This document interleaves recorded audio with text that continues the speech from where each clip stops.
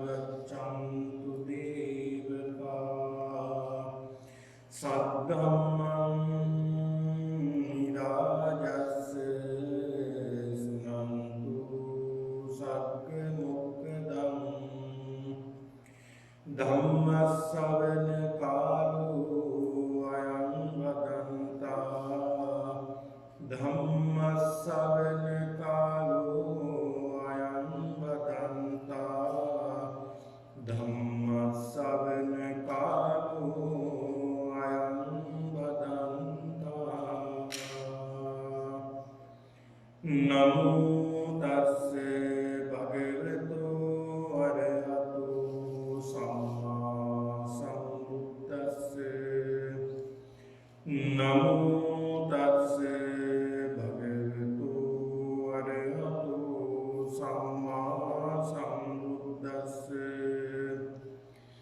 नमो तस्से भगवतो अरहतो सम्मा सम्बुद्धस्से खम्मस्य कथा मानवक सन्ता कम्मदायादा कम्मयोनि कम्मबन्धु कम्मपटिसरणा कम्मं सन्ते विभजति यदिदं हीनपनीततायाति गौरवनीय ලොකු ස්වාමීන් වහන්සේගේ අවසරයි සදේවරයි වාසනාවන්ත සත්පුරුෂ පින්තුනි වස්පින්කම් මාලාවේ එක දිනයක් වශයෙන් අදත් මේ පින්තුන් විහාරස්ථානයේ පැමිණලා බොහොම ශ්‍රද්ධාවෙන් යුක්තව ලෝතුරා බුදුරජාණන් වහන්සේ දෙසා මේ ගිලන්පස මල් පූජාවන් පූජා කරමින් වන්දනා කරමින් සදහැසිතින් යුක්තව දැන් සූදානම් වෙන්නේ අමාමෑණී තිලෝගුරු බුදුරජාණන් වහන්සේ දේශනා කරන්නට යෙදුන මේ ධර්ම දේශනාවක් ශ්‍රවණය කිරීමටයි මේ මුහුර්තේ. ඒක නිසා පින්තුනි බොහොම ශ්‍රද්ධාවෙන් ගෞරවයෙන් ධර්ම ගෞරවයේ ඇති වෙන විදිහට අපි මේ ධර්මයේ ශ්‍රවණය කරන්නට ඕන. බුදුරජාණන් වහන්සේ බොහෝ වෙහෙස මහන්සි වෙලා මේ ශ්ලෝකුරා බුද්ධ රාජ්‍ය ලබා ගත්තේ. උන්වහන්සේ මේ වෙනුවෙන් විශාල කැපකිරීමක් සිදු කළා. සංසාරේ පුදුමාකාර විදිහට උන්වහන්සේ පාරමිතාවන් සම්පූර්ණ කළා. ඒ සියල්ල සිදු කළේ කවුරු වෙනුවෙන්ද? අපි වෙනුවෙන්මයි. උන්වහන්සේ දැක්කා මේ සංසාරයේ දුක් විඳින සත්‍යය. මේ සත්‍යය සසරේ දුක් විඳිනවා. මේ දුකින් මුදව ගන්නට ඕනේ. දුකට හේතුව කියලා දෙන්නට ඕනේ. විමුක්තිය සාක්ෂාත් කරගන්න මාර්ගය සකස් කර දෙන්න ඕනේ කියන මේ චේතනාවෙන් යුක්තව උන්වහන්සේ වසර 45ක් පුරාවට උන්වහන්සේ මේ ධර්මය දේශනා කරන්නට යෙදුනේ. ඒක නිසා පින්නතුනි ඒ ධර්ම ගෞරවය ඇති කරගෙන විබලවන්නට ඕනේ. ඒ වගේම සිත කය වචනය කියන ඉදුරන් සම්බර කරගෙන දොරවල් සම්බර කරගෙන බොහොම සදහැසිතින් යුක්තව අපි බණවන්නට ඕනේ. මේ බණ ඇසීමෙන් අපි ප්‍රාර්ථනා කරගන්නට ඕනේ මේ ධර්ම දේශනාව තුළින් අපේ සිත්වල තිබෙන පංච නීවරණ දුරු වේවා යටපත් වේවා. මට කුමන මොහොතක හෝ මාර්ගඵලයක් අවබෝධ කරගන්නට මේ උතුම් ධර්ම දේශනාව හේතු වාසනා වේවා කියන මේ අදිෂ්ඨානයෙන් යුක්තව ධර්මයේ ශ්‍රවණය කරන්නට. ඒක නිසායි සඳහන් කරන්නේ නිතර බණ අහන්න. ලැබුණ යම් අවස්ථාවක් තියෙනවා ඒ අවස්ථාවේ ධර්මය ශ්‍රවණය කරන්න. ධර්මයේ දියුණු කරගන්න. තමන්ගේ සිත කොයි මොහොතක හරි ගැලවෙන මොහොතක් එනවා. ඒ මොහොත එනතුරු අපි මේ කාර්යය නිරත වෙන්නට ඕන. මේ සංසාරේ නැත්නම් පින්නතුන් දුක් විඳින්නට සිද්ධ වෙනවා. නැවත නැවත උපත ලබනවා. නැවත නැවත වයසට යනවා. නැවත නැවත ලෙඩ වෙනවා. නැවත නැවත අඬන්නට වෙනවා. මේ විදිහේ සසරේ නිමක් නැති මහා දුක් ගොඩක් අපිට වින්දනය කරන්නට සිද්ධ වෙනවා. ඒක නිසා අපි සියලු දෙනාගේ එකම ප්‍රාර්ථනාව වෙන්නට ඕනේ. මේ චතුරාර්ය සත්‍ය අවබෝධ කර ගැනීමයි. උතුම් වූ නිර්වාණ සත්‍ය සාක්ෂාත් කර ගැනීමයි අපේ පරමාර්ථය වෙන්නට ඕනේ. ඉතින් ඒ නිසායි අද මේ වස්තු මාසයේ සිදු කරනු ලබන මේ උතුම් පින්කම් මාලාවට මේ පින්නතුන් බොහෝම ශ්‍රද්ධාවෙන් යුක්තව මොනතරම් ප්‍රශ්න ගැටලු බාධක තිබුණත් ඒ සියල්ල ජය අරගෙන ඒ සියල්ල පැත්තකට දාලා මේ කාර්යය මේ පින්කම මේ කුසල් වැඩිම මුල් කරගන්න කටයුතු කරන්නට යෙදුනේ. ඒක නිසා අද මේ උතුම් පින්කම සිද්ධ කිරීමේ දායකත්වයේ ධර්මයෙන් කටයුතු කරන්නේ මාලා ප්‍රාණ්ඩු නෝනා මහත්මියත් කීර්ති ප්‍රාණ්ඩු මහත්මියත් ඒ පින්නතුන් මේ උතුම් පින්කම සිද්ධ කිරීම දායකත්වයේ ධර්මයෙන් කටයුතු කරන්නේ.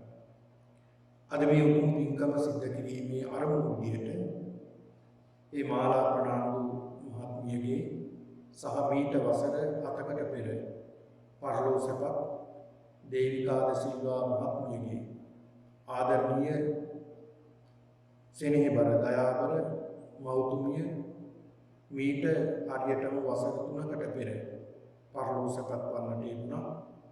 ඒ.එම්. පියසීලි මැතිණියන්ට පින් පැමිණීමටත් නිවන් සුව ප්‍රාර්ථනා කිරීමත් මේ පින්කමේ අරමුණක් කරගන්නවා. ඒ වගේම මීට වසර 7කට පෙර පරලෝසපත් දේවිකා ද සිල්වා මහත්මිය මාලා ප්‍රාණ්ඩු මහත්මියගේ ආදරණීය එකම සොහොයුරියට විවාහ අකල් මරණය වලට පත් නොවි නිවන් සුව ප්‍රාර්ථනා කිරීමත් අරමුණු කරගන්නට යෙදෙනවා. ඒ වගේම මීට වසර 6කට පෙර පරලෝසපත් ඩල්සි වරායස් මැතිණිය කීර්ති ප්‍රාණ්ඩු මහත්මියගේ දයාබර මෞතුමිය සහ මාලා ප්‍රාණ්ඩු මහත්මියගේ ආදරණීය නැන්දනියට නිවන් සුව ප්‍රාර්ථනා කිරීමත් අරමුණු කරගන්නට යෙදෙනවා. ඒ වගේම රේණුකා පෙරේරා මහත්මියගේ ආදරණීය පියාණන්ට නිවන් සුව ප්‍රාර්ථනා කිරීමත් මෙම ධර්ම දේශනාවේ අරමුණක් කරගන්නට යෙදෙනවා. ඒ වගේම අපට රටටත් ජාතියටත් විමහත් සේවයක් කොට නොබෝදා පරලෝසපත් වූ ආදරණීය දයා හේවාපතේට මෙතුමාට නිවන් සුව ප්‍රාර්ථනා කිරීමත් අරමුණු කරගන්නවා. ඒ වගේම අපගේ විහාරස්ථානයේ වැඩ සිටින සහ වැඩ සිටි සියලුම ස්වාමීන් වහන්සේලාට නිදුක් නිරෝගී චිරජීවනයේ ප්‍රාර්ථනා කිරීමත් මේ පින්කමේ අරමුණක් කරගන්නවා. ඒ වගේම කීර්ති ප්‍රනාන්දු මහත්මයාටත් මාලා මහත්මියගේ මස්සිනාවල සෙන්රද්ද සිල්වා මහතාටත් නිරෝගී සුවය සහ දීර්ඝායුෂ ප්‍රාර්ථනා කරන්නත් මේ පින්කම අරමුණු කරගන්නවා. ඒ වගේම මෙහි පැමිණ සිටින සියලු පින්නතුන්ට නිදුක් නිරෝගී සුවය සහ දීර්ඝායුෂ චිරජීවනයේ ප්‍රාර්ථනා කිරීමත් මේ පින්කමේ අරමුණක් කරගන්නවා. ඒක නිසා මේ තමන්ගේ මේ සියලු අරමුණු ඉෂ්ට සිද්ධ වේවා. මේ උතුම් ධර්ම ශාසනාවේ කුසල බලයෙන් මේ පින්නතුන්ගේ සියලු අරමුණු ඉදිවි නිදුක් නිරෝගී චිරජීවනයේ සලස ගන්නට උතුම් චතුරාර්ය සත්‍ය අවබෝධයේ පිණිස මේ උතුම් වූ ධර්ම දේශනාව හේතු වාසනා වේවා කියලා සාදු කියලා ප්‍රාර්ථනා කරගෙන ධර්මයේ ශ්‍රවණය කරන්න. හොඳයි පින්නතුනි, ලෞතර බුදුරජාණන් වහන්සේ වසර 45ක් පුරාවට දේශනා කරන්නට යෙදුණු ධර්මයේ හරය ගත්තාම චතුරාර්ය සත්‍ය, ත්‍රිලක්ෂණය, කර්මය, කර්ම විශේෂ පිළිබඳව බුදුරජාණන් වහන්සේ මතු කරමින් ජනතාවට ධර්මයේ කියලා දුන්නා. ඒ අතර පින්නතුනි බුදුරජාණන් වහන්සේගේ මේ දේශනා අතර මේ කර්මය කියලා කියන්නේ හරි පුදුම දෙයක්. බුදුරජාණන් වහන්සේ පෙන්නලා දෙන එක තැනකදී අචින්තේ සූත්‍රයේදී කම්ම විසේව අචින්තියෝ නචින්තේතෝ යං චින්තෙන්තෝ උම්මාදස්ස විගතස්ස භාගියස්ස බුදු පියාණන් වහන්සේ පෙන්නලා දෙනවා යම් කිසි කෙනෙක් මේ කර්ම විශේෂ කියන්නේ අචින්තයයි. හිතලා ඉවරයක් කරන්න බෑ. නිමාවක් නෑ මේක. කෙලවරක් ගන්න බෑ. කොහෙන් පටන් ගත්තද මේ කර්මය කොහෙන් ඉවර වෙනවද?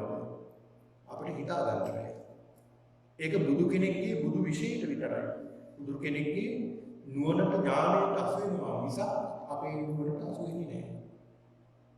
ඒ තරමට ගැඹුරු කාරණාවක්. ඒක නිසා බුදුහාමුදුරු පෙන්නලා දෙනවා කර්මය ගැන වැඩි හිතන්න යන්න එපා. වැඩි ඒ ගැන හොයන්න යන්න එපා. තරමක් දුරට අපි මේ කර්මය දැනගත්තා නේද? අමෝසවාකින් තුන චින්තේතා. යම් චින්තෙන්තු යම් කිසි කෙනෙක් ඒ ගැන හිතන්න ගියොත් උමාදස එක්කෝ කිසියක් විගාදස භාගයස් එක්කෝ වහු වෙනවා. ඔයලා ඉවරයක් කරගන්න බැහැ. ලෝකයක් එහෙමයි. ලෝක විශ්යක් එහෙමයි. කර්ම විශ්යක් එහෙමයි. ඒක නිසා ඔය දැන් වල සමහර කියන්නේ මේ කර්මය නම් කර පුදුමයි. අපිට පේනවනේ ඉතින් මේ සමහර ප්‍රාණඝාත කරනවා, පස්පව් දසාංශ කරනවා, අපෝගෙට ඉන්නේ. අපිටම ඔක්කොම වෙන්නේ. එහෙම කියනවා. ඒ කියන්නේ හේතුව ඒක. ඒ හේතුව තමයි අපි කර්මය ගැන දන්නේ නැහැ. අපි ඒ කර්මය ගැන ගැඹුරින් දන්නේ නැහැ. ඒ දන්නේ නැති නිසා අපි හිතන්නේ එහෙම සමහර කියන්නේ. ඒක නිසා බුදුහාමුදුරුවෝ පෙන්නලා දෙනවා මේ කර්මය කියන්නේ හරපුම දෙයක්. ඒ කර්මය අපි සිද්ධ කරන මොහොතේම අපි යම් කිසි කර්මයක් සිද්ධ කරනකොට ඒ මොහොතේම ඒක විපාකය එන්නේ නැති වෙන්න තියෙනවා. හැබැයි මේ කර්මයෙන් අපිට ඕන වෙලාවට මේ කර්මය ලැබෙන්නේ නැහැ. කර්මයෙන් විසින්ම සකස් කරන වෙලාවේ තමයි කර්මයේ විපාකය දෙන්නේ. යම් කිසි කර්මයක් කළොත් ඒ කර්මයේ විපාකේ කාන්ත වශයෙන් ලැබෙනවා. ඒක නිසා පින්නතුනි බුදුහාමුදුරුවෝ පෙන්නලා දෙනවා. චේතනා වික්කමී කම්මවදාන. චේතිතාය කරොතු කායේන වාචාය මනසා.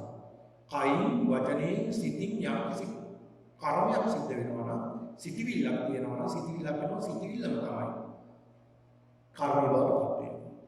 අන්න බලන්න. කර්මය වෙන්නේ එතකොට අපි හිතන දේ. ඒ සිතන දේ තමයි කර්මයක් බවටපත් වෙන්නේ. ඒක නිසා මේ කර්මය බුදුරජාණන් වහන්සේ දැන් අපි පින්නතුන් මේ කර්මයක් තමයි ගන්නේ. දැන් ඒකනේ අපි ධර්මයේ රූප කොටසේ කර්මජ රූප කියලා සම්පූර්ණ කොටසක් තියෙනවා. ඒ කියන්නේ කර්මයේ නිසා පෙර කර්මයක් නිසා හැදෙන රූපයක් තියෙනවා. කර්මජ රූප. ऐसा कर्मासी दिवसारे कर्म जरूर पेरा कर्मයක් නෙන්නේ මේ ඇස කියලා කියන්නේ මේ පෙර කර්මයක් කරපු කර්මයක් නිසා ලැබුණ විපාකයක් විපාක පක්ෂයක් තමයි අපිට තියෙන්නේ ඒක නිසා බුදුහාමුදුරුවෝ පෙන්නලා දෙනවා මේ කර්මය පිළිබඳව මහා ගැඹුරින් බුදුරජාණන් වහන්සේ පෙන්නලා දෙනවා මේ කර්මය පිළිබඳව අද මේ පින්නතුන්ට මම මාතෘකා කරගත්තේ මජ්ක්‍ධිම නිකායේ චුල්ල කම්ම විභංග සූත්‍රය. චුල්ල කම්ම විභංග සූත්‍රය මජ්ක්‍ධිම නිකායේ තියෙනවා. චුල්ල කම්ම විභංග සූත්‍රය කියලා සූත්‍රය දේශනාවක් තියෙනවා. මෙන්න මේ සූත්‍ර දේශනාව තමයි අද මේ පින්නතුන්ට මම මාතෘකා කරගන්නට යෙදුනේ. ඒකෙන් උන්වහන්සේ කර්මය ගැන තරම ගැඹුරින් උන්වහන්සේ දේශනා කරලා තියෙනවා. පෙන්ලා දීලා තියෙනවා. මේ දේශනාවට හේතුවන පාදක වුණ කාරණාවක් තියෙනවා.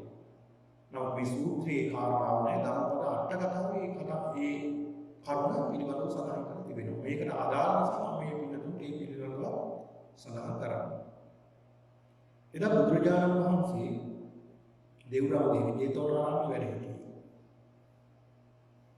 මේ ජේතවනාරාමයේ වැඩ ඉන්නකොට පින්නතුනි මේ නගරේ හිටියා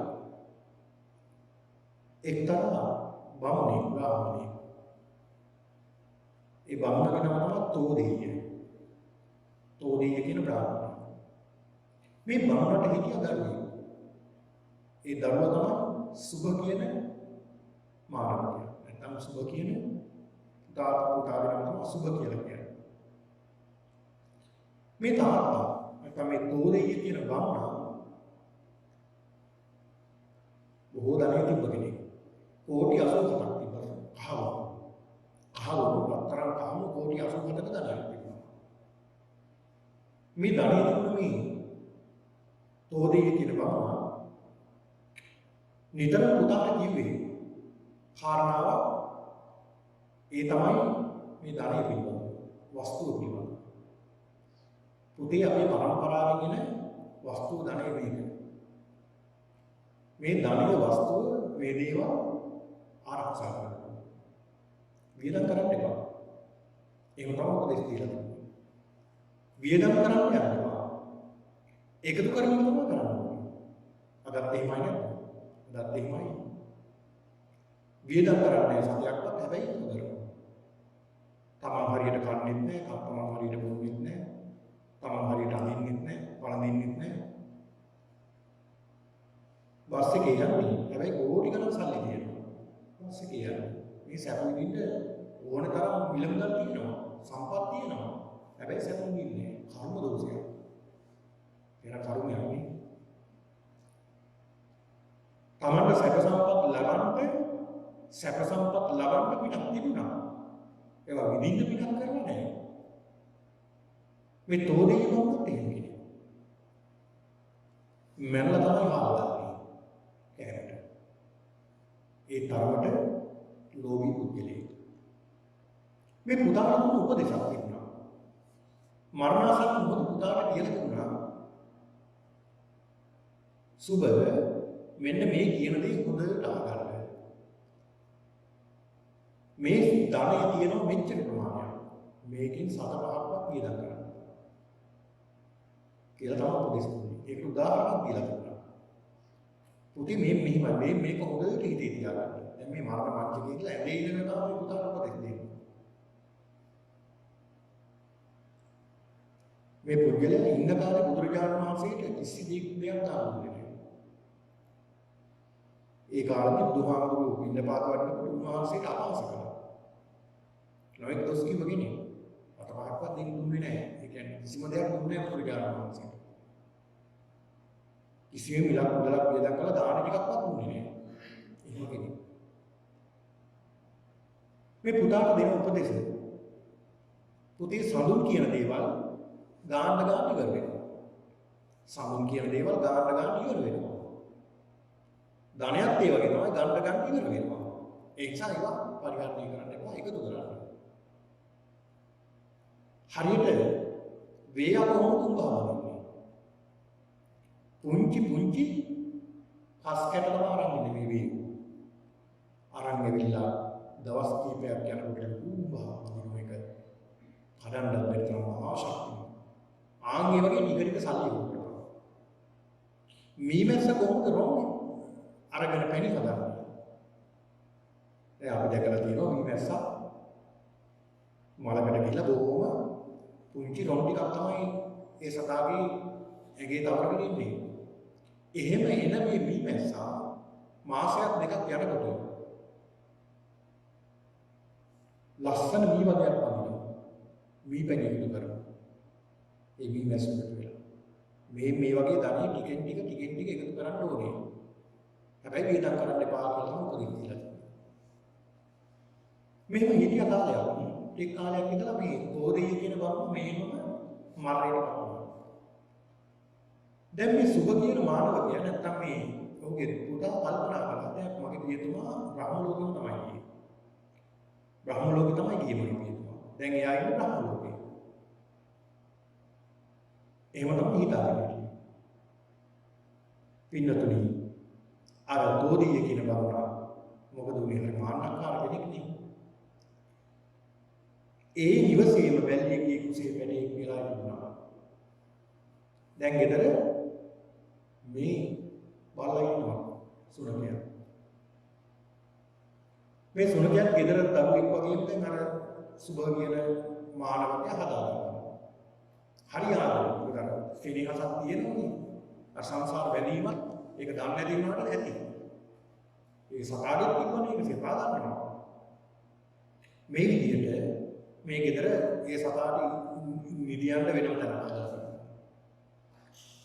ඒ සතාට කෑම බීම බොහෝම හොඳට හදලා දුන්නා. මස් මාළු සහිතව බොහෝම රසට ඉන්න සතාට හදලා දුන්නා. මේ සතා දැන් ටික ටික ලොකු සුනකෙක්. ලොකු සුනකෙක්. දවසක් බුදුරජාණන් වහන්සේ මේ මාර්ගයේ වැඩම කරනවා. වැඩම කරනකොට අර සුනකයා මොකද කළේ? බුදුහාමුදුරුවෝ දැකලා පාරට දුවගෙන ඉලා බුරන්න ගත්තා.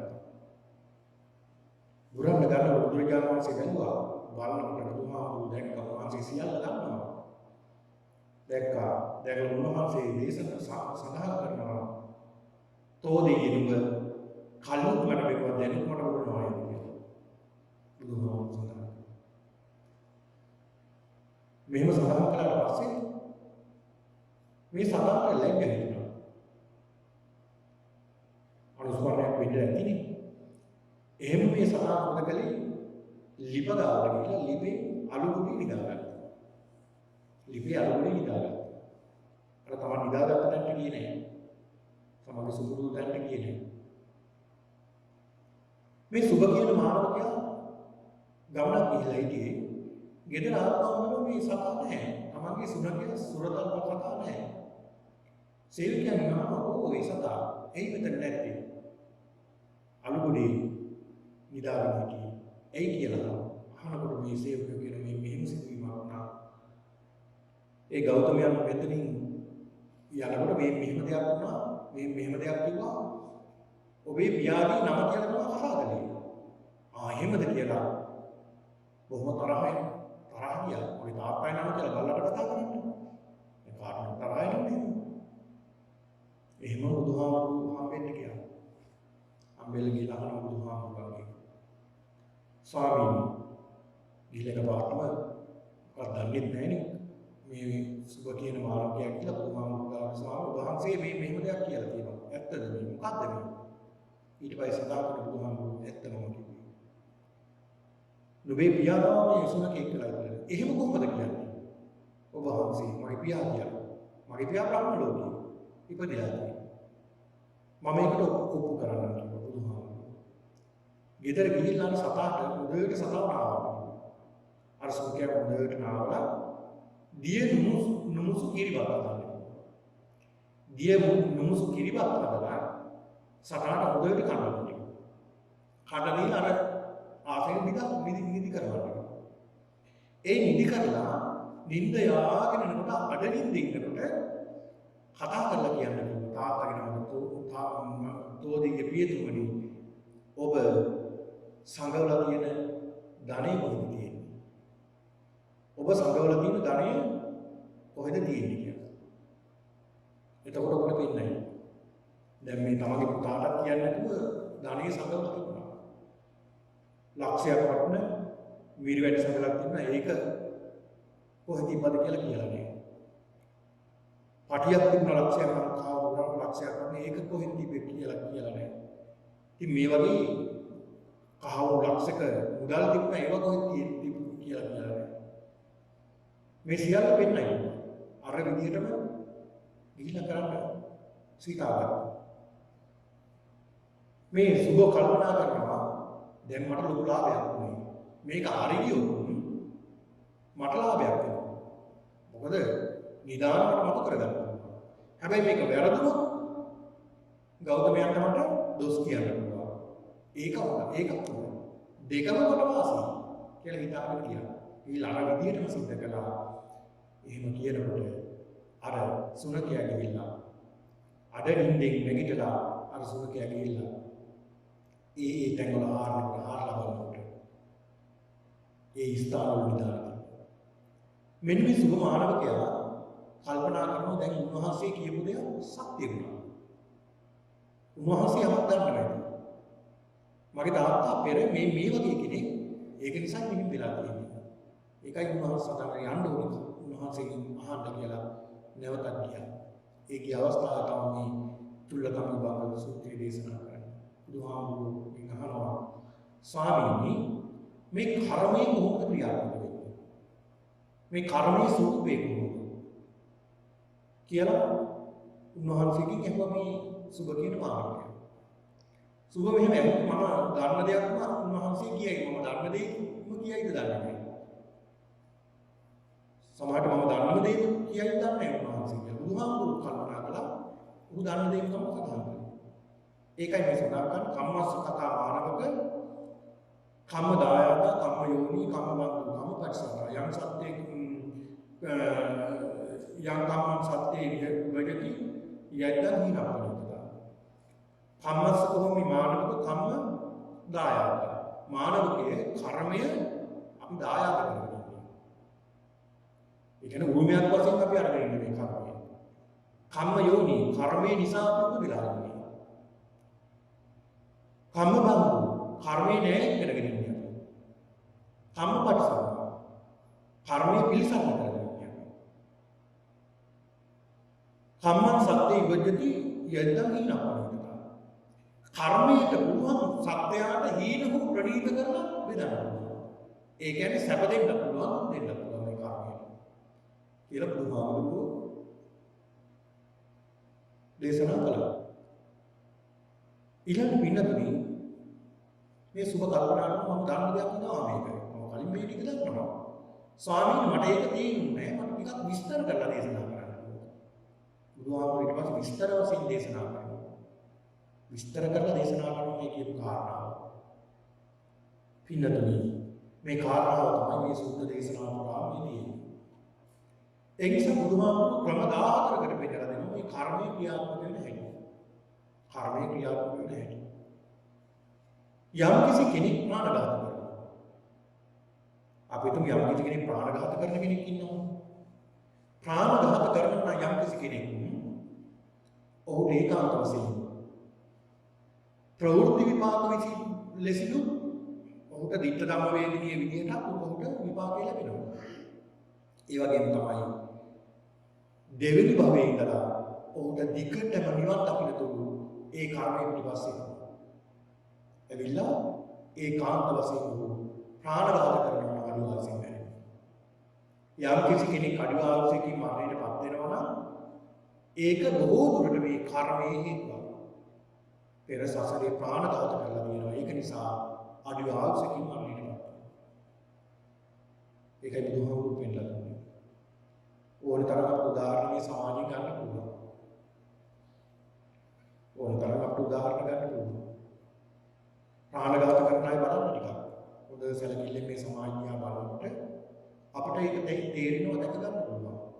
ප්‍රාණඝාත කරනවා නම් සත්තු ඝාතනය කරනවා නම් මිනිස්සු ඝාතනය කරනවා නම් සත්තුන්ට වගේ හිංසා පමුණනවා නම් මරනවා නම් මේ කරන මිනිස්සුන්ගේ එන්නෙන්න ආයුෂ කෙටි වෙනවා. ආයුෂ පිළිගන්න. ඔන්න බලන්න ප්‍රාණඝාතය. ඒකයි බුදුරජාණන් වහන්සේ පෙන්නලා දුන්නේ ප්‍රාණඝාතය වලකින්න කියලා. යම් කිසි කෙනෙක් සතුන්ට ආදරය කරුණාව මෛත්‍රිය දක්වනවා. ප්‍රාණඝාතයෙන් වැළකෙනවා නම් අන්නේ පුද්ගලයා දීර්ඝායුෂ ලබනවා. ඒ පුද්ගලයා දීර්ඝායුෂ ලබනවා. දීර්ඝායුෂ ලබනවා ඕන තරමක් උදාහරණ තියෙනවා මේ දවස්වල. ඔය ලංකාවේ ප්‍රවෘත්ති වලට පෙන්වුවා මිනිස්සු සමහරු මිනිමරු. ඒ අය මිනිස්සු ඝාතනය කරනවා. අවසානයේ ඒ පුද්ගලයා තවත් කෙනෙක් ගැතින් ඝාතනය කරනවා. අඩුවාංශකින් මරණයට. මොකද හේතුව? කෙනෙක් හිතයි මේක මේ ආත්ම විතරයි මේ අපේ මේ භවයෙන් විතරයි මේක වෙන්නේ කියලා. පින්නතුනි මේක එක භවයක් දෙකක් නෙවෙයි. 100,000 ගාණක් විපාක ලැබෙන දෙයක් තමයි මේ සිද්ධ වෙන්නේ. ප්‍රාණඝාත එකපාරයි ප්‍රාණඝාතය කරන්නේ. හැබැයි ආත්ම භව 100,000 ගාණක් මේක විපාක ලැබෙනවා. ඒකයි මෙතන භයානක. ඒක නිසා බුදුහාමුදුරුවෝ පෙන්නලා දෙනවා යම් කිසි කෙනෙක් ප්‍රාණඝාත කරනවා නම් ඔහු අඩුවාවුසින් මරණයට පත් වෙනවා. යම් කිසි කෙනෙක් අඩුවාවුසින් මරණයට පත් වෙනවා ඔහු ප්‍රාණඝාත කරලා තියෙන කෙනෙක් පෙර සසරේ. ඒක නිසා ඔහු මොකද කරන්න ඕනේ? ඔහු කරන්න ඕනේ සත්ව විදහාස මරණයට කැපුණු සත්ව විදහාස කරන්න. සත්‍යයට අභේදානය දෙන්න. ඒකයි හිත කරන්නේ. යම් කිසි කෙනෙක් දීර්ඝායුෂ වෙනවා. ඔහු කවදාවත් සත්වයන්ට හිංසා කරන්නේ නැහැ, ඝාතනය කරන්නේ නැහැ. එහෙමයි තමයි දීර්ඝායුෂ වෙන්නේ. ඔන්න බලන්න කර්මයේ හැටි. ඊළඟ බුදුහාමුදුරුවෝ පෙන්නලා දෙනවා යම් කිසි කෙනෙක් යම් කිසි දැන් අපිට තියෙනවා සමහරකට තියෙනවා අල්ප ආවාද. සමහරට බහු ආවාද කියන ලෙඩ ගොඩ සමහරට කෙනෙක්ගෙන් ආවම මේ ලෙඩ මොනවද කියලා ආවම කියලා ඉවරයක් නැහැ ලෙඩ. මට ආවල්ලෙඩි තියෙනවා, කොලෙස්ටරෝල් තියෙනවා, ඩයබටික් තියෙනවා, ප්‍රෙෂර් තියෙනවා, heart attack තියෙනවා. මේ හැම දෙයක්ම තියෙනවා. බොහෝ ආවාද. බහු ආවාද. බොහෝ ආවාදයක් තියෙනවා. හැබැයි කෙනෙකුට එහෙම නැහැ නේ. හැමෝටම තියෙනවද? හැමෝටම නැහැ. හැමෝටම එහෙම ආවාද නැහැ. සමහරුන්ට තියෙනවා, සමහරුන්ට නැහැ. මේ කර්මයේ සූත්‍රය. දැන් බලන්න සමහරු දැන් මේ පිටතුන් දානවා හොඳට අපි දන්නවා සමහරු මත්පැන් පානය කරනවා. මත්පැන් පානය කරනවා සමහරුන්ගේ වක්ක දිය වෙන්නේ. අකමාව දිය වෙනවා. මේවා දිය වෙනවා නේද? හැබැයි මත්ද්‍රව්‍ය පානය නොකරන අයට එහෙම වෙන්නේ නැහැ. කවදාවත් මත්පැන් කටේවත් තිබෙන්නේ නැති අය එහෙම වෙන්නේ නැද්ද? එහෙම වෙනවා. එතකොට අපිට හිතෙනවා මේ මොකදුනේ. ඒක තමයි පෙර සසරේ වපුරු පොදයක් මේ අස්සෙන් දැනලා ගන්න. ඒ නිසා බුදුහාමුදුරු පෙන්නලා දෙනවා යම් කිසි කෙනෙක් බොහෝ ආවාද තියෙනවා. ඒ බොහෝ ආවාද ඇති වෙන්න හේතුව තමයි සත්වෙට හිංසා කිරීම.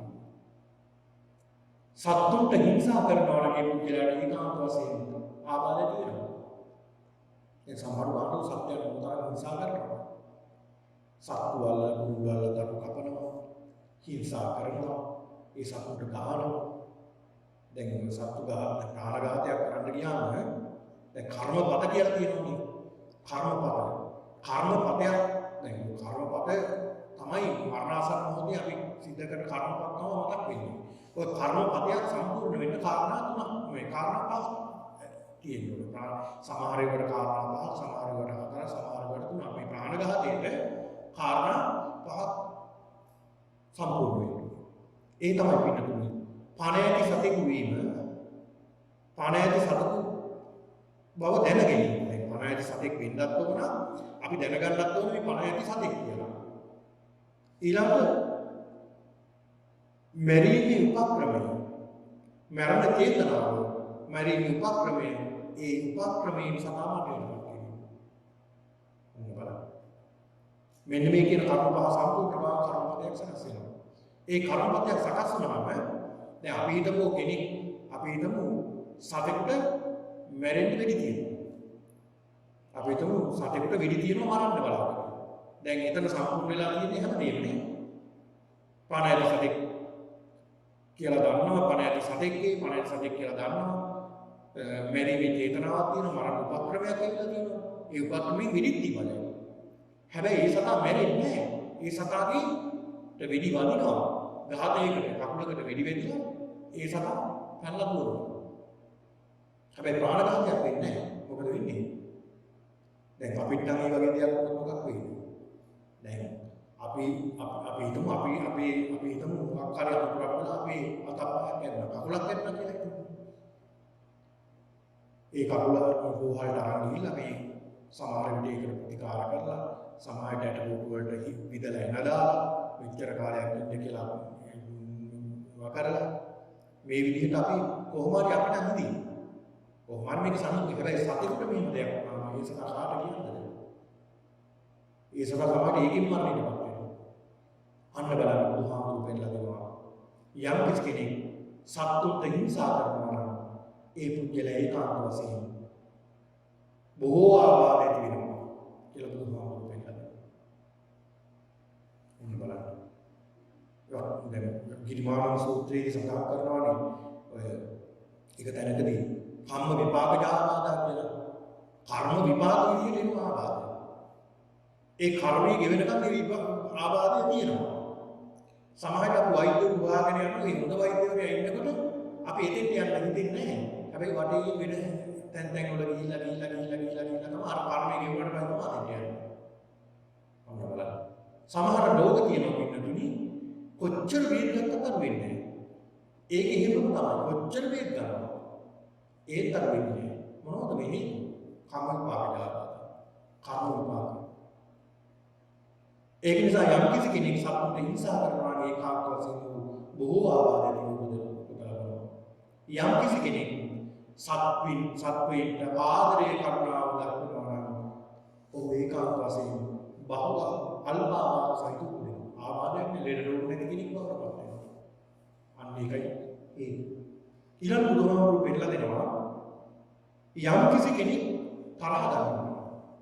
යම් කිසි කෙනෙක් කෝපයෙන් ඉන්නවා නම් තරහ ගන්නවා නම් බොහෝ කෝපයෙන් කිපිලා තවත් අයට වයින්නවා අන්නයට වයින්නවා කෝපයෙන් තරහව. ඒ තරහ සිටිවිල්ලක් ඇති වෙනවා නම් නිතරම තරහින් කෝපයෙන් ඉන්නවා නම් වෛරයෙන් ඉන්නවා නම් ඒ පුද්ගලයා ඒකාන්ත වශයෙන් මොකද වෙන්නේ? අවලස්සන පුද්ගලයෙක් වඩපත් වෙනවා. ඒ සමහර වෙන්නෝනේ බලන්න කැතීමේ අවලස්සන රූප නැද්ද? ඉන්නවා.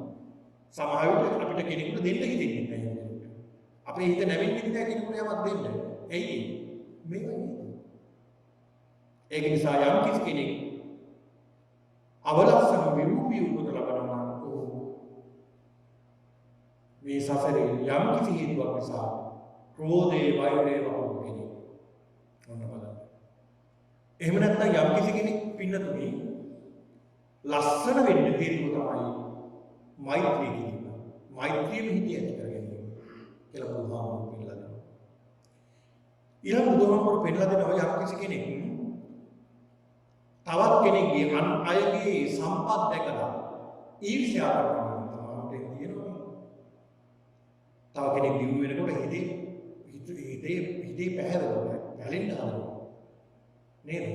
සමහරුන්ගේ එහෙම තියෙනවා හිතේ. ඒ පුද්ගලයා ඊර්ෂ්‍යා කරනවා නේ අනුන්සට මෙච්චර මොකෙන්ද මේ නිදානයක්වත් කරලා දන්නේ නැහැ. එහෙම තමයි කියන්නේ. එහෙම තමයි කතා කරන්නේ. තවත් කෙනෙක්ගේ සම්පත් දැකලා ඒවාට ඊර්ෂ්‍යා කරනවා. එයාගේ දුන්නෝ දැකලා ඊර්ෂ්‍යා වෙනවා නම් එයාගේ ඉගෙන ගන්න හැටි දැකලා ඊර්ෂ්‍යා කරනවා නම් මේ විදිහේ ඊර්ෂ්‍යාව අනුන්ගේ සම්පත් දැකලා ඊර්ෂ්‍යාව ඇති වෙනවා නම් ඒ පුද්ගලයා ඒකාන්ත වශයෙන්ම අල්පේශාක්‍ය. අල්පේශාක්‍ය කියලා කියන්නේ ඔහුට පිරිසක් නැහැ. යම් කිසි දෙයක් ඔහුට කරන්න නැහැ. යම් කිසි දෙයක් කරන්න ගියොත් ඔහුට පිරිසක් එකතු වෙන්නේ නැහැ. ඉන්න පිරිසක් ඈත්.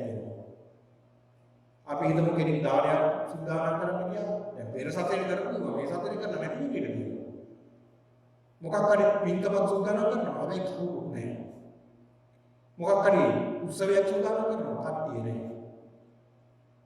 ඔහුට මොකක් හරි කරදරයක් තියෙනවා. කවුරුත් නැහැ. හේතුව මොකක්ද? පෙර සසරේ අනුන්ගේ සම්පත් දැකලා ඊර්ෂ්‍යා කරනවා. බුදුහාමුදුරුවෝ පෙන්නලා දෙනවා යම් කිසි කෙනෙක් අනුන්ගේ සම්පත් දැකලා ඒ කෙරෙහි ඔහුගේ දියුණුව දැකලා සතුටු වෙනවා නම් අනේ කොච්චර හොඳද කියලා සතුටටපත් වෙනවා නම් අන්න මහේශාක්‍ය බවටපත් වෙනවා. බොහෝ පිරිස් හැටි උපදිනවා.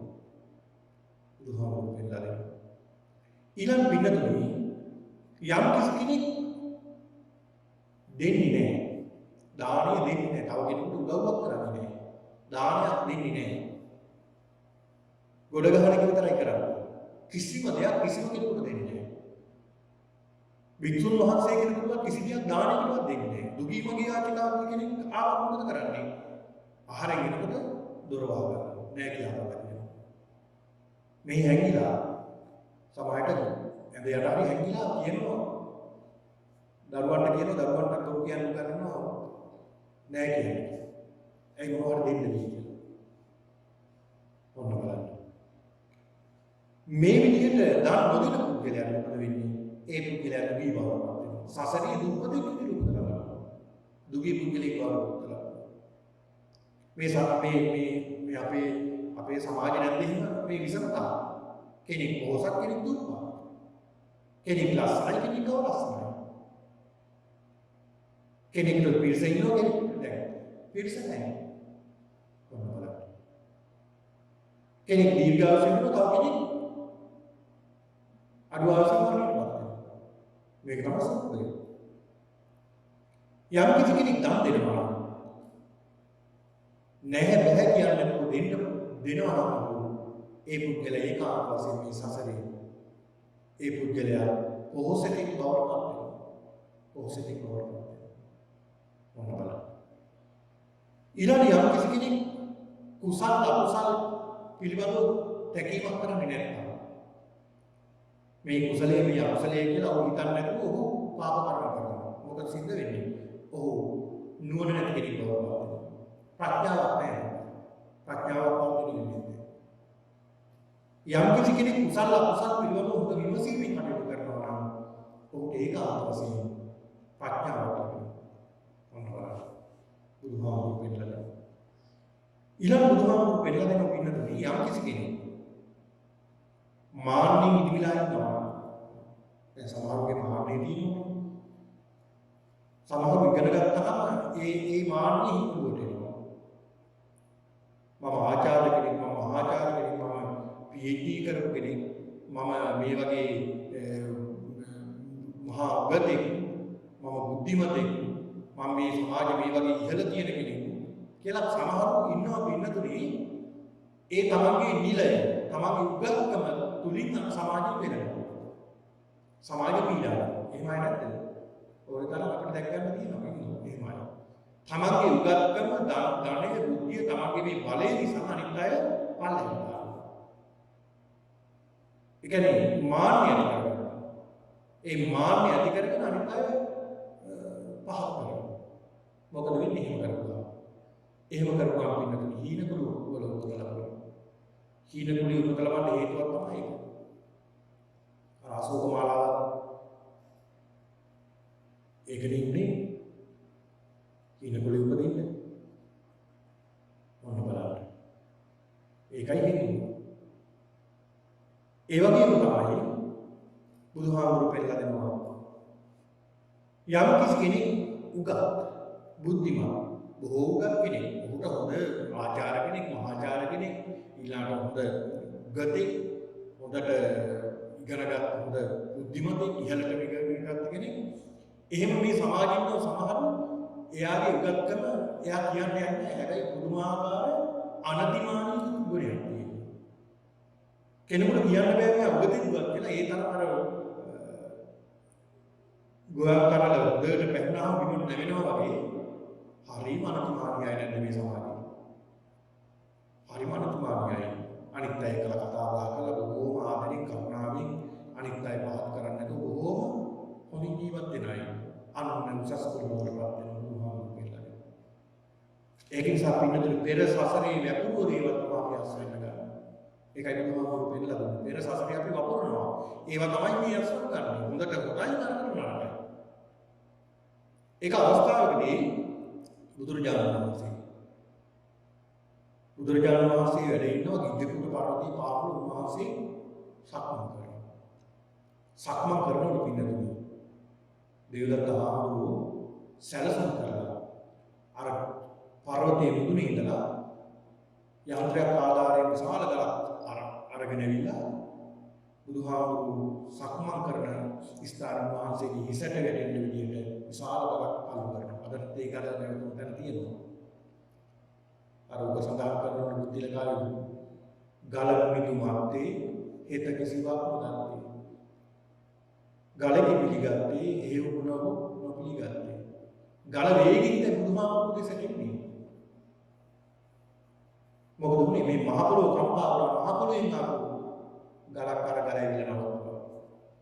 නමුත් උන්වහන්සේ පෙර සසරේ බුදුහාමුදුරුවෝ කරපු අකුසල කර්මයක් විදිහට බලනවා. අර ගල් පතරක් ඇවිල්ලා රැඳිලා උන්වහන්සේගේ සිරිපතුලේ ලේපිරුණා කියනවා. පෙර සසරේ කරපු කර්මයක්. ඒ කර්මයේ ඒ වෙනවත් තිබ්බා. ඔන්න බලන්න. කවදාවත් බුදුහාමුදුරුවෝ විනාශ කරන්න බෑ.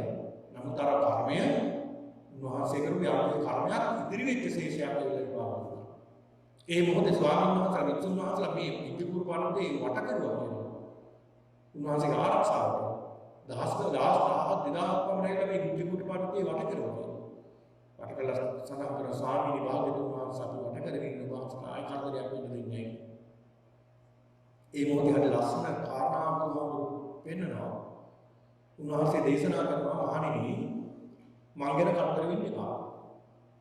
මං ගැන මාව ආරක්ෂා කරන්න ඕනේ කියලා කරදර වෙන්න එපා. මහණෙනි මම මගේ ආරක්ෂාව කලින් හදලා තියෙනවා. පාරමිතා පුරන කාලේ පාරමිතා සම්පූර්ණ කළා මගේ ආරක්ෂාව මම හදාගත්තා. ඒ ආරක්ෂාව තමයි දැන් උන්වහන්සේට තියෙන්නේ. ඒකනේ අර මහ පොළොවේ මතුනේ නේ. ගලක් මතුවලා මේක නැවතුනේ. ඔන්න බලන්න. ඒක අපි හොඳට හිතන්න ඕනේ මේ පිළිබඳව. හොඳට කල්පනා කරන්න. දැන් සමහරව අඩු ආයසෙන් මරණයටපත් වෙනෝනේ. සමහරව අඩු ආයසෙන් මරණයටපත් වෙනවා. හැබැයි අපිට හිතෙන්නේ නැද්ද ඇයි මට හිතුනේ නැත්තේ? එහෙම හිතෙන්නේ නැද්ද? එහෙම හිතනවා. ඇයි මට හිතුනේ නැත්තේ? මට තාම එහෙම වෙන්න තරම් මගේ අකුසල කර්මයක් බලවත් වුණේ නැහැ. සසරේ මම එහෙම දෙයක් කරන්නේ නැහැ. ඒක නිසා මට එහෙම දෙයක් තාම වෙන්නේ නැහැ. වෙන්නේ නැද්ද? වෙන්නේ තියෙනවා. දැන් පාරේ යනකොට කහිර පයින්නකොට සමහරව යට වෙලා මැරෙන්නේ නැහැ. යට යනවා.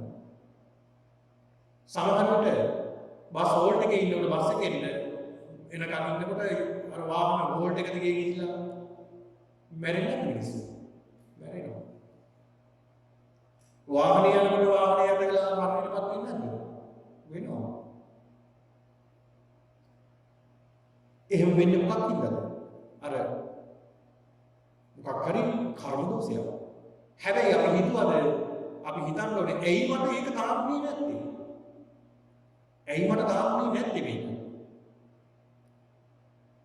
මට එහෙම වෙන්න තාම මගේ කර්මයේ තියෙන හොඳයි.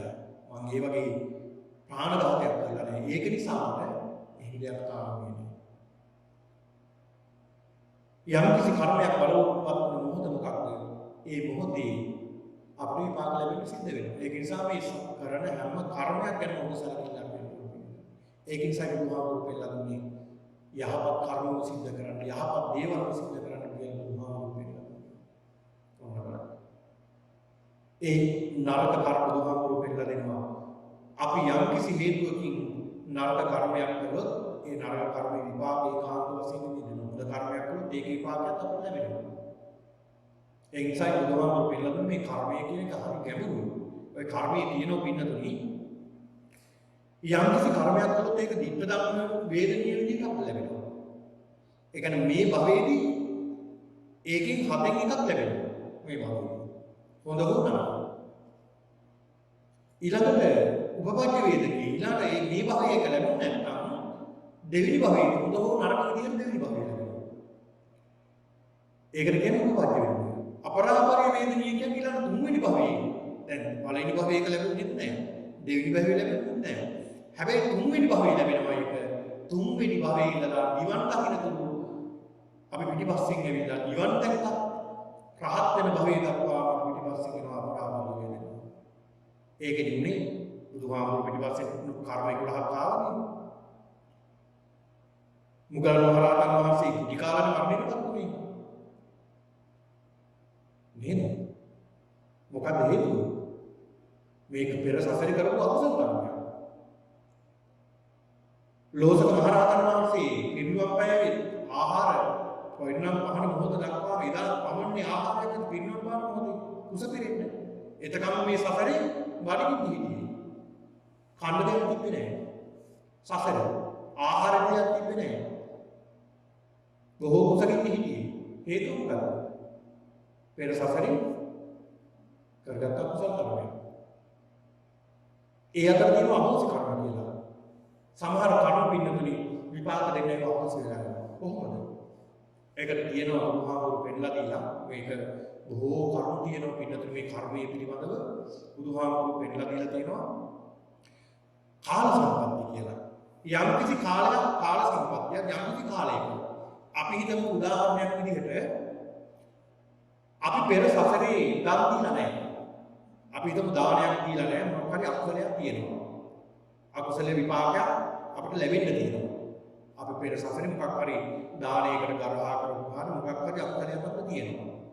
හැබැයි අපි මොනවා හරි කුසල කර්මයක් නිසා අපි උපත ලබනවා සස්සික කාලෙක. රට හොඳට සුවපත්. රජයේ බොහොම හොඳයි. රට හොඳට සුවපත්. ඒ කාලේ ඉපදුනහම අර කර්මයෙන් මොකද වෙන්නේ? කාල සම්පත්තියෙන් හින්දා අර පිළිගලා යනවා. ඒ විපාක දෙන්න ඕන තැනක විපාකය ලැබෙන්නේ නැහැ මොකද කාලේ සම්පත්තිය නිසා. නරක දෙයක් එහෙමයි. අපි හිතමු අපි දන් දීලා කියනවා ඒ දානේ විපාක ලැබෙන්න ඕනේ. හැබැයි විපාක ලැබෙන්න අපි උපදින්නේ දුර්වික්ෂ කාලයක. ඒ කාලේ අපි දුක් විඳින්න වෙනවා. එහෙමත් ඒ කර්මය වැඩ කරලා යනවා. ඊළඟ බුදුහාමුදුරුවෝ පෙන්නලා දෙනවා උපදි සම්පත්තිය. උපදි සම්පත්තිය කියලා කියන්නේ පිටුතුනේ මේ දැන් උපත ලබනවා කෙනෙක් රූපේ. රූපවත් වෙනවා, ලස්සන වෙනවා, ලස්සන. රූපේ නිසා. ඒ උපදින කාලෙදී ඒ කෙනාගේ රූප සම්පත්තිය ලැබුණට ඉති ප්‍රයෝජනයක් නැහැ. යහපත් කාලෙක රූප සම්පත්තියක් නැතත් උන්ට ඒක ප්‍රයෝජනවත් වෙනවා. දැන් ඔය සඳහන් වෙනවනේ ඔය කෝසල මල්ලිකාව කෝසල මල්ලිකාව කියනකොට ඒ මල්ලිකා දෙවියන් ගමක කෙනෙක්. ගමක හිටපු කෙනෙක්. ඒ ගමේ අය ඒ ගෑනු ළමයි ඒ කාලේ යනවා දෙබර කියන කෙනෙක් කරන්නේ. මේ යනකොට දවසක් කොසල්වයිතුමා යුද්ධයට ගිහිල්ලා වේගින් රජු වෙනවා ඉක්මනට. එනකොට කැලේ තිබුණා මෙතන ගඟක් තිබුණා ගඟවකට වෙහෙසින්වත් ඉඳගත්තා. වේග තස්සයක් පැත්තකින්. මෙහෙම ඉන්නකොට කාර්යව අර ගැහම ළමයිට කැවිලා දෙබර ගෙනි කරන්න ඇවිත් මේ පුද්ගලයෙක් ඉන්නවා දැක්කා. බොහෝම නර ගිහිලා කතා කළා මල්ලිකාව. කතා කරලා කියනවා පින්වත මේ පැන් පිරිසිදු ඉබොන්න නාගන්න නාලා මේ දෙබර ගෙනි කාලා විවේක කරමුද කියන්නේ බොහෝම කතා කරා. කඩිනුවට හිතට ඇල්ලුවා මේ කාන්තාව. මේ වගේ කාන්තාවක් රජමාලිගාවේ ඉන්නවා පුදුම සස්සික භාවයක් ඇති. සියාකාරතාවක් කියලා. හොඳට හිතේ තියාගෙන යන්න බලන්න කාල සමයේ උපදි සම්පත්තිය. ඒක පෙර සසරේ කරපු විනා කෙදිරිම තුනේ. ඒකට කියන උපදි සම්පත්තිය. ඊළඟ ප්‍රයෝග සම්පත්තිය පින්නතුනි. ප්‍රයෝග සම්පත්තිය අපේ සිත කය වචනේ කියන ద్వාර තුنين යම් කිසි අකුසල කර්ම කිරීම. ඒ තුලින් අපට ලැබෙන විපාක මොකද හොනරක.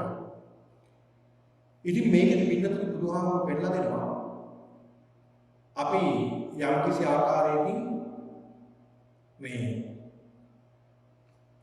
දැන් කෙනෙක් උපත ලබනවා අහේතුක උපත ලබනවා. සමහරව දිහේතුක උපත ලබනවා. සමහරව ත්‍රිහේතුක උපත ලබනවා. ඒ කියන්නේ අහේතුක කියලා කියන්නේ ලෝභ, ද්වේෂ, මෝහ සංකේත. ඒ කියන්නේ අලෝභ, ද්වේෂ, මෝහ නේ. ඒ අයගේ තියෙන්නේ ලෝභය, ද්වේෂය, මෝහය බලවත් වෙන උපත. අහේතුක උපත. එතකොට ඒ අය නිවන් දකින්න ආවා පාසු. ඊළඟ දිහේතුක කියලා කියනවා. දිහේතුක උපත ලබනවා කියන්නේ ලෝභය සහ ද්වේෂය යටපත් වෙනකොට අලෝභය, අද්වේෂය සහ පින්කමක් කරලා ඒ පින්කම අවසාන මොහොතේ සිහි වෙනවා. ඒ සිහිවිල්ලත් එක්ක උපත ලබනවා. අන්න උපත ලබනවා දිහේතුක උපතක් වෙනවා. ඊළඟ දිහේතුක වෙනවා. ඒ දිහේතුක වෙන්නේ අලෝභ, අද්වේෂ, මෝහ කියන තුනම යටපත් වුණ මොහොතක දා පින්කමක් කරන මොහොතක්. ඒ තුනම යටපත් කරගෙන කරන කුසල කර්මයක් මරණාසන්න මොහොතක් වෙනවා. ඒ මතක් වුණ සිතිවිල්ලත් එක්කලා උපත ලබනවා. උපත්ති තුතිසිතට සිහි වෙනවා උපත්ති ලැබෙන මොහොතට. ආදී හේතු කරලා. ඒ පුද්ගලයාට ධර්මය අවබෝධ කරගන්න පුළුවන් කියලා බලන්න මතරම් ගැඹුරු කාරණාවක් මේ කර්මය. ඒතර මේකේ බුදුහාමුදුරු පෙන්නලා දෙනවා. පින්නතුනි අපේ බුදුහාම සමහර විට ලෝභය යටපත් කරගන්න පුළුවන්. ද්වේෂය යටපත් කරගන්න පුළුවන්. හැබැයි මේ දෙකම යටපත් කරගන්න පුළුවන්. හැබැයි මෝහය යටපත් කරගන්නවා කියන්නේ ලේසි දෙයක් නෑ. අමාරු දෙයක්. මෝහය. ඒතර මේ ලෝභයත් එක්කලා මෝහය දෙනවා, ද්වේෂයත් එක්කලා මෝහය දෙනවා. ඒතර මෝහය තමයි ප්‍රධාන වෙන්නේ. මුලාව. දැන් මොනතරම් මුලා වෙලා වැඩ කටයුතු කරනවද නේ? මොනතරම් මුලා වෙලා ඉන්නවා. මොනතරම් වැරදි මාර්ග වල යනවා. වැරදි ඇලිහිම් වල යනවා. දැන් බුදුන් බුදනවා කියලා මොනතරම් වැරදි දේවල් සිද්ධ කරනවා. නේ? ඉතින් මේක මුලාවක් නෙමෙයිද? මෝහයක් මුලාවක්. ඒක නිසා දෙයට මේ ගැන අපි හිතන්න ඕනේ මේ කර්මය පිළිබඳව. දැන් බුදුරජාණන් වහන්සේට දැන් අපි හිතමුකෝ අපි බුදුරජාණන් වහන්සේට වන්දනා කරලා අපි උන්වහන්සේ අපි හිතමුකෝ උන්වහන්සේ කරුලේ කියලා යනවා. ඔක්කොම ලයිට් එක නිමලා ආලෝකයක් වන්නට වෙන අපේ වැඩේ කරගත්තා අපි ගියා.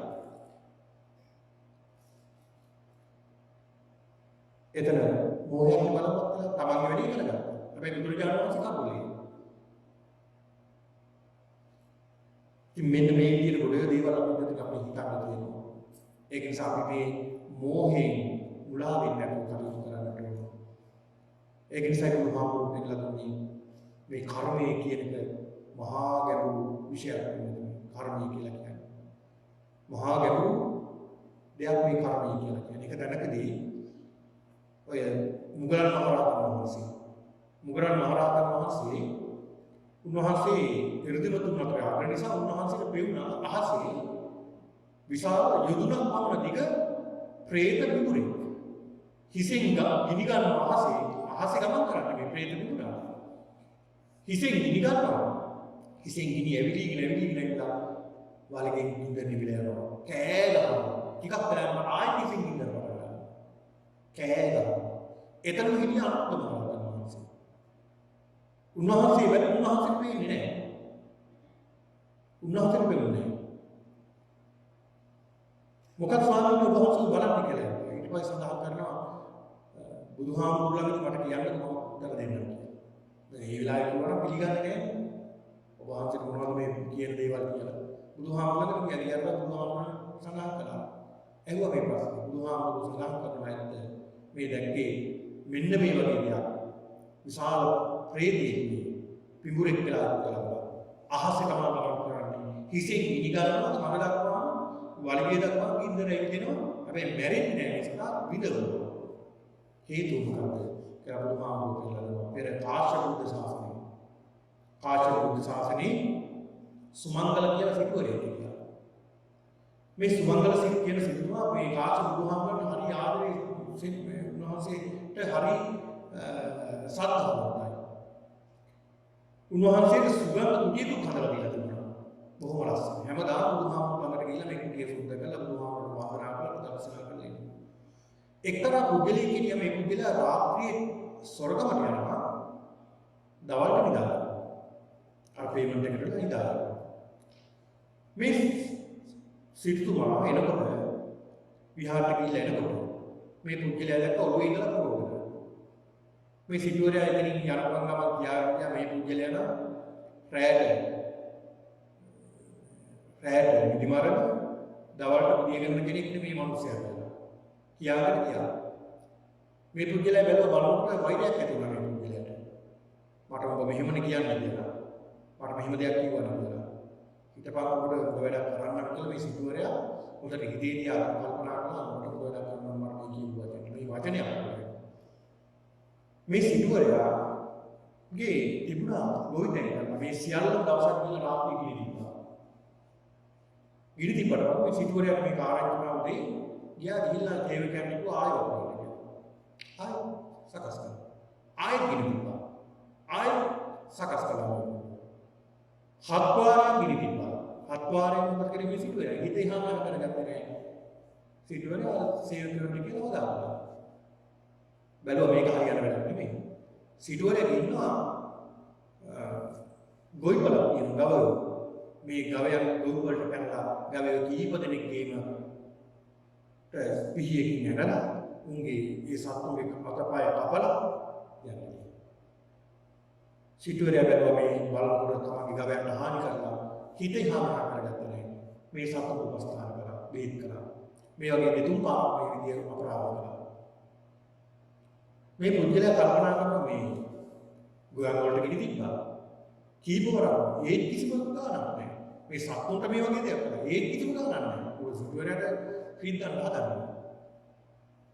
ඊළඟ මේ සිටුවරයා මේ පුද්ගලයා කල්පනා කරනවා මේක හරියන වැඩක් නෙවෙයි. ඔය සිටුවරයාටම මොකක් හරි දෙයක් කරන්න ඕනේ කියලා හොඳට බැලුවා. සිටුවරයා වැඩිපුර කැමති වුණා.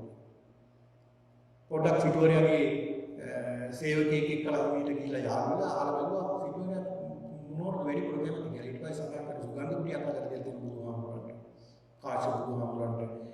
සිටුවරේ හරිය ආසාවෙන් ගෙදෙන්න යනවා.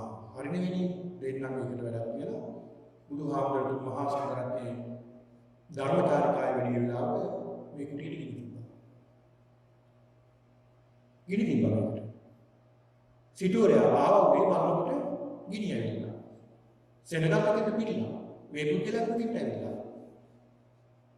කල්පනා සිටුවරේ සාත්මාර වෙනවා. මේක දිහා බලලා අනේ සාදු සාදු අනේ සාදු. මිනිස්සු බැලුවා ඇයි සිටුමනේ ඔබතුමා මේතර දෙයක් කියලා සාදුකාර වෙන්නේ. මොකද හේතුව කියලා. නෑ මම කලින් මේ සුගන්ධ කුටිය හදලා පුඩා කරා. ඒ කුසලයේ දැන් ඉවරයි. මට දැන් ආයෙත් හදලා පුඩා කරන්න ඕන කියලා. බලන්න මේ සිටුවරේ හිතපු විදිහ මේ වෙලාවේ කල්පනා කරන ඉතින් තාම මේ සුරාවේ පුද්ගලයා අනේ මම අපරාධයක් කළේ කියලා ඉඳලා ළඟලා සමාව ගන්නවා. ඒ පුද්ගලයාගේ අකුසල කර්මය තමයි බුදුහාමුදුරු පෙන්නලා දෙන්නේ සිද්ධ වෙලා තියෙන්නේ. මේ භවයේ එකපාරයි කලේ උපත ලැබෙන හැම භවයකම මොකද වෙන්නේ? විපාක. විපාක පක්ෂෙමයි ඉතුරු වෙන්නේ. ඒක නිසා බුදුහාමුදුරු පෙන්නලා දෙනවා පින්නතුනි දින්නම් සුඛ බලං හෝති නාදින්නම් මුක්තන්තතා දෙනදී සැප විපාක පිණිසයි හේතු වෙන්නේ. නොදෙනදී ලැබෙන්නේ. යාදිසං වපතේ බීජං තාදිසං අර්ථේ බලං. කල්යාණකාරී කල්යාණ පාපකාරී පාපක. දෙනදී සැප විපාක පිණිසමයි හේතු වෙන්නේ. යාදිසං වපතේ බීජං විවපුරණ බීජයට අනුව තමයි අස්වැන්න ලැබෙන්නේ. බී වැපුරුත් බී ලැබෙනවා. කව් වැපුරුත් කව් ලැබෙනවා. මුං වැපුරුත් මුං ලැබෙනවා. හැබැයි හැමදාම වැපුරුවේ බී කියලා මුං ඉහලා බීයෙන් කපලාගෙන හිටියොත් බී එන්නේ නැහැ. හේතුව තමයි වැපුරුවේ මුං. ඒක නිසා මුං අස්වැන්න ලැබෙනවා. බී වැපුරුත් බී අස්වැන්න ලැබෙනවා. බුදුහාමුදුරුවෝ උදාහරණයෙන් පෙන්නනවා. අන්න ඒ වගේ තමයි කල්යාණකාරී කල්යාණ හොඳ දෙයක් කළොත් විපාකේ ලැබෙනවා.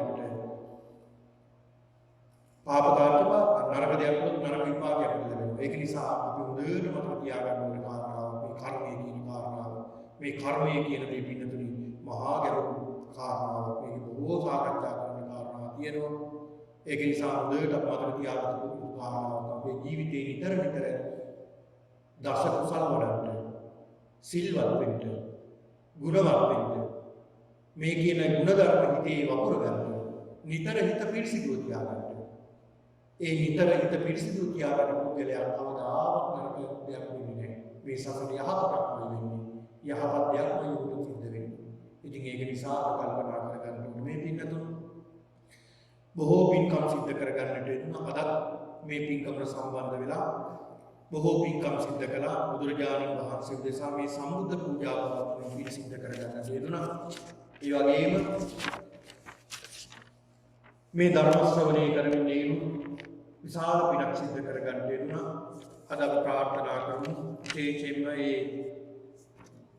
අද මේ උතුම් පින්කම සිද්ධ කිරීම දායකත්වයේ දරන්නේ මාලා ප්‍රනන්දු මහත්මියක්, කීර්ති ප්‍රනන්දු මහත්මියක් ඇතුළු මේ පින්නතුන් අනෙකුත් සියලු හිතවතුන් සියලු දෙනා එකතු කරගෙන මේ උතුම් පින්කම සිද්ධ කරනවා. අද මේ උතුම් පින්කමේ ආරම්භය මාලා ප්‍රනන්දු මහත්මියගේ සහ මීට වසර 7කට පෙර පරලෝසපත් දේවිකා ද සිල්වා මහත්මියගේ ආදරණීය සෙනෙහබර දයාබර මව්භූමිය මීට හරියටම වසර 3කට පෙර පරලෝසපත් වන්නට යෙදුණා. ඒ පියසීලි මැතිණියට පින් පැමිණීමට නිවන් සුවය ප්‍රාර්ථනා කිරීමට මේ පින්කම සිද්ධ කිරීම මීට වසර 7කට පෙර පරලෝසපත් දේවිකා ද සිල්වා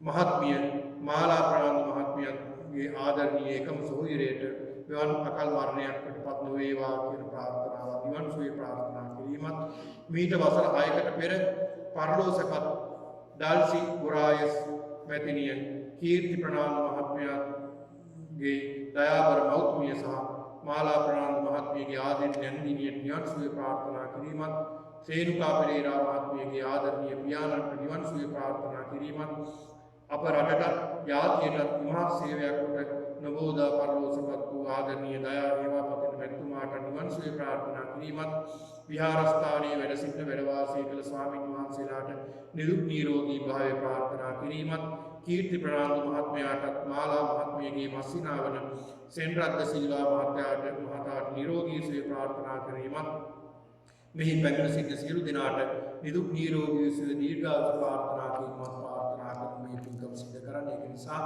ප්‍රාර්ථනා කරමු මේ තමන්ගේ සියලු ප්‍රාර්ථනාවන් ඉටු වේවා.